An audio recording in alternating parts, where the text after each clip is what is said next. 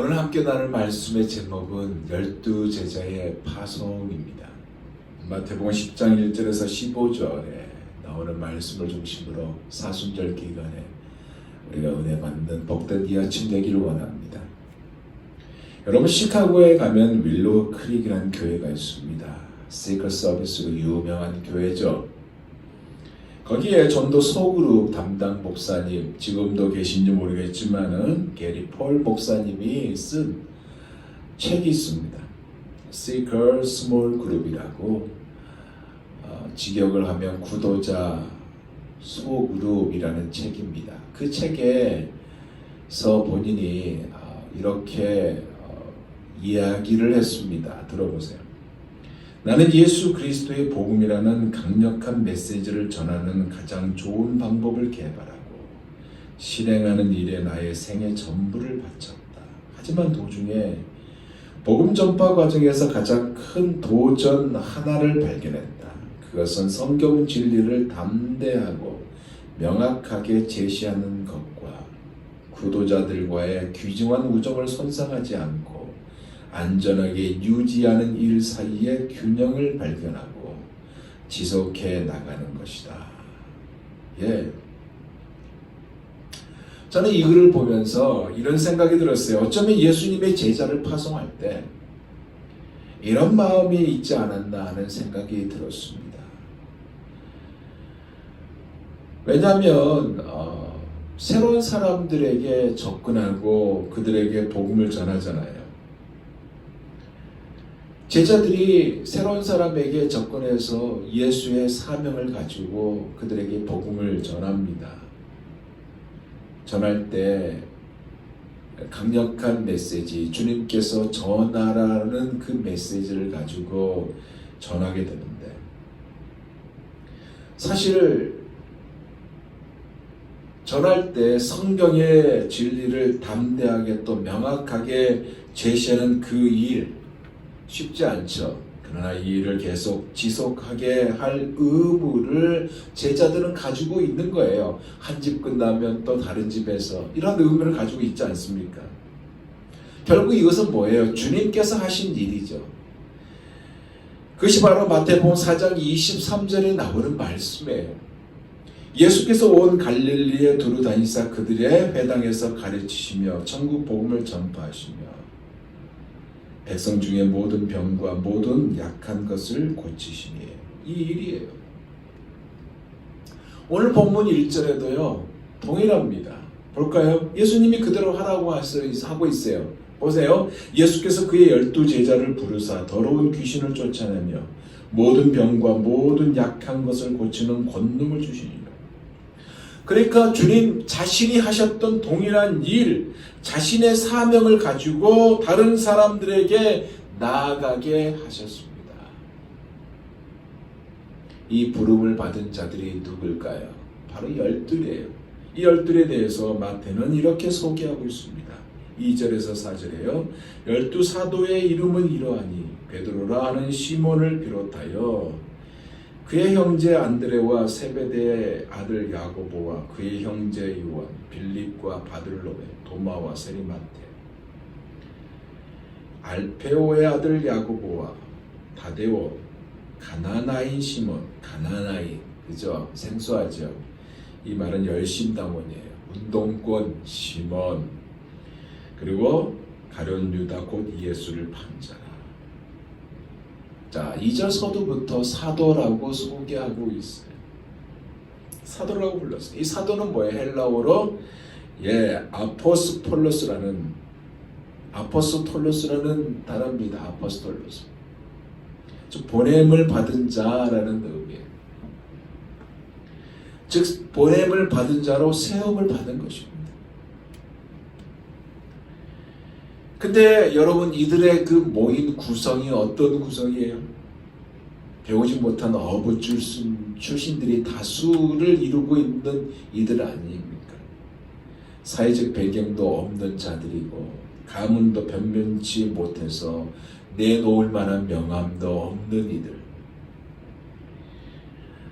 정말 이들에게 주님이 보냄을 받은 자 될 수 있도록 그렇게 하셨어요.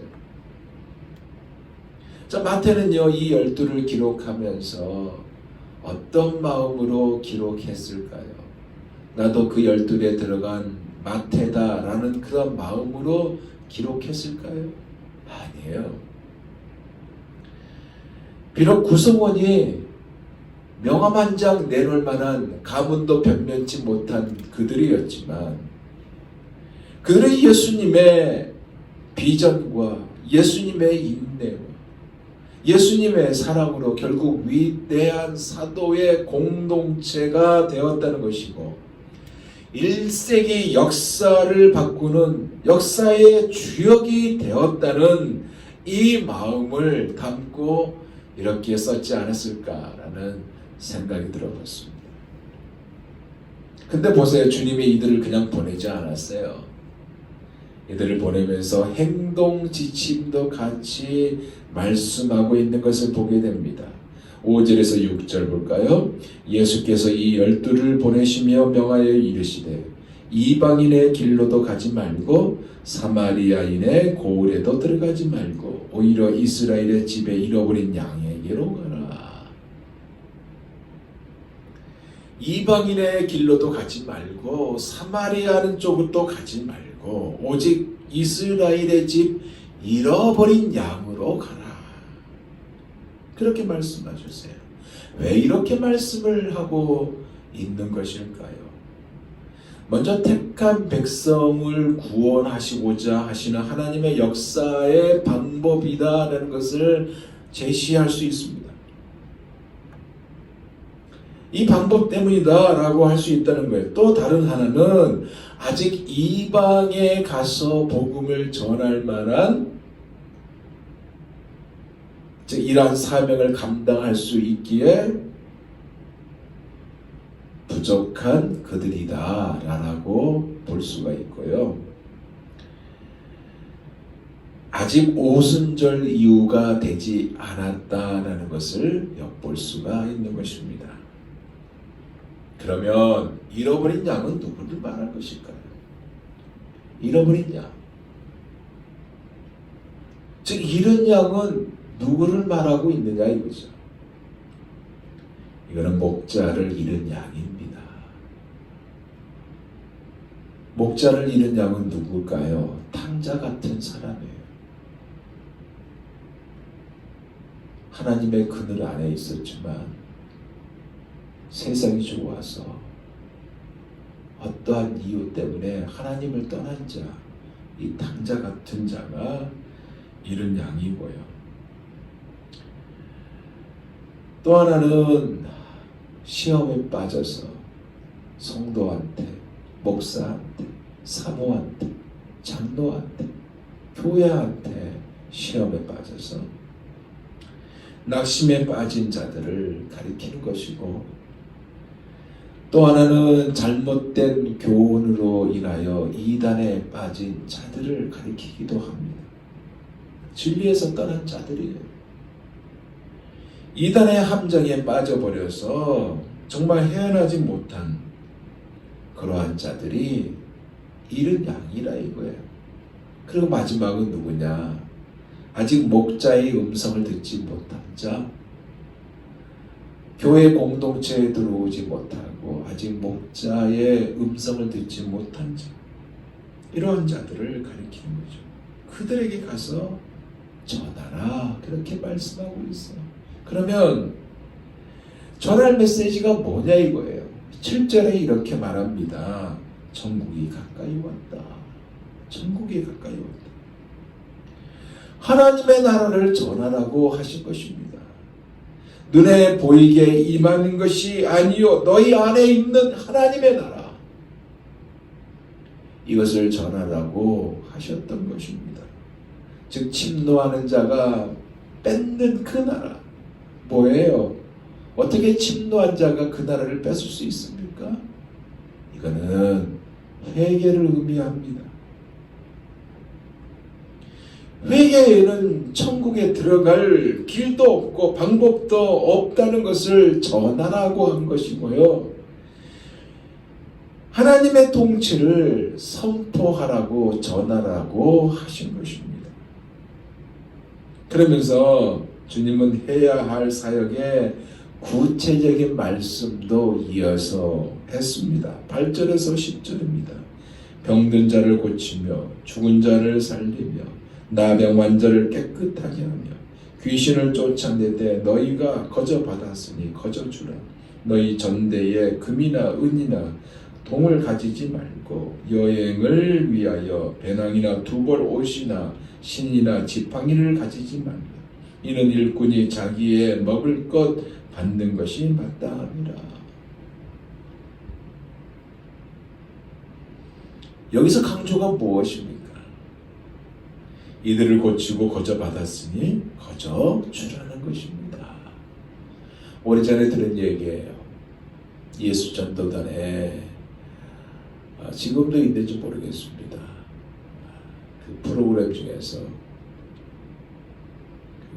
이 말씀 그대로 실천하는 거죠. 전도를 가는 겁니다.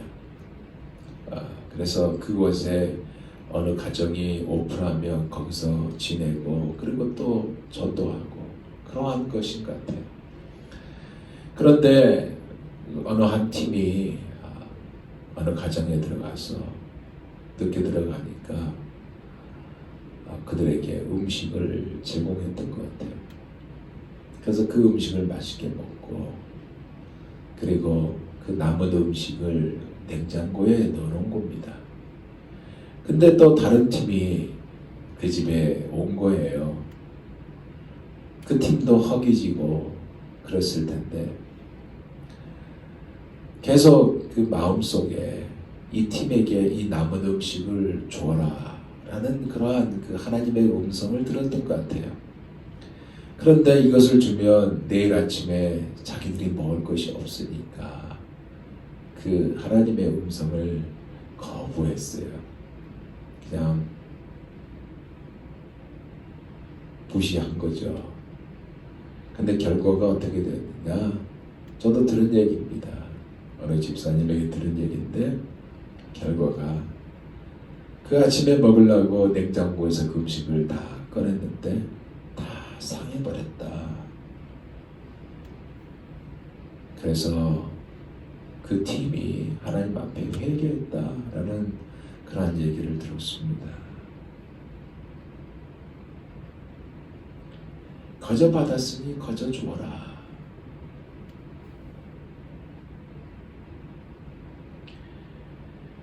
복음을 받았을 때 금이나 은 같은 것을 주고받았고 복음을 받을 만한 어떤 공로나 의로움도 없이 값없이 거저 받았기 때문에 뭐예요? 자랑치 못하게 하려 하심이더라 그랬잖아요. 이것을 하지 않으면 무엇이 되겠습니까? 하나님의 은혜를 소멸하는 것이거든요. 거저 받았으니 거저 주어라. 주님이 그렇게 말씀하고 있어요. 그러면 왜 이 말씀을 주님이 하셨을까요? 왜 이 말씀을 하셨을까요? 물질에 의지하지 않고 매사에 전적으로 하나님만 의지하는 법을 배우게 하기 위해서 그렇게 했다고 봅니다. 그리고 주님은 이렇게 말해요. 집에 들어갈 때 평안을 빌라.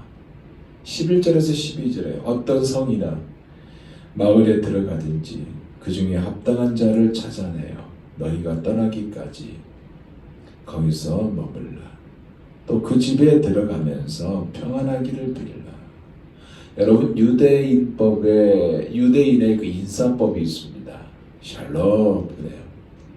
제가 지난번에 이스라엘 갔을 때 이 샬롬을 참 많이 들었습니다. 샬롬 그렇지만 샬롬 그 얘기도 하더라고요.